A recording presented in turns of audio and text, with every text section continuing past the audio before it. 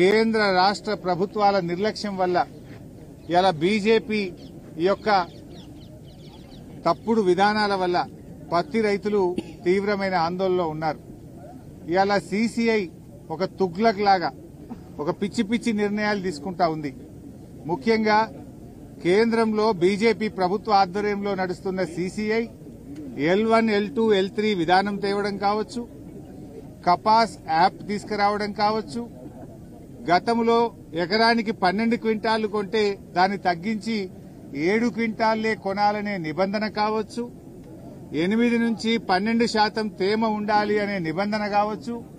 ఇలాంటి తుగ్లక్ చర్యల వల్ల రైతులందరూ కూడా రోడ్డు మీద పడే పరిస్థితి వచ్చింది. ఇలా రాష్ట్ర వ్యాప్తంగా 2 రోజుల నుంచి జిన్నింగ్ బిల్లులన్నీ మూతబడ్డాయి. పత్తి కొనుగోలు ఎక్కడికక్కడ నిలిచిపోయింది. దాంతో రాష్ట్రంలోని పత్తి రైతులంతా కూడా అయోమయమైనటువంటి పరిస్థితుల్లో ఉన్నారు.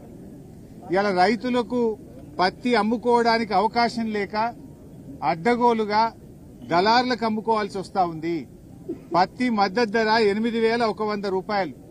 కానీ ఈరోజు పత్తి కేవలం 6,000 రూపాయలకు మాత్రమే రైతులు అమ్ముకుంటున్న పరిస్థితి. ఓ క్వింటాల్ మీద 2,000 రూపాయలు ఇలా పత్తి రైతులు నష్టపోతా ఉన్నారు. ప్రభుత్వమేమో మాటల్లో కేంద్ర రాష్ట్ర ప్రభుత్వాలు రైతులకు అరచేతిలో వైకుంఠం చూపిస్తున్నారు, చేతల్లో నరకం చూపిస్తా ఉన్నారు. ఇలా ఒకవైపు అకాల వర్షాల వల్ల తుఫాన్ల వల్ల రైతులు నష్టపోయారు.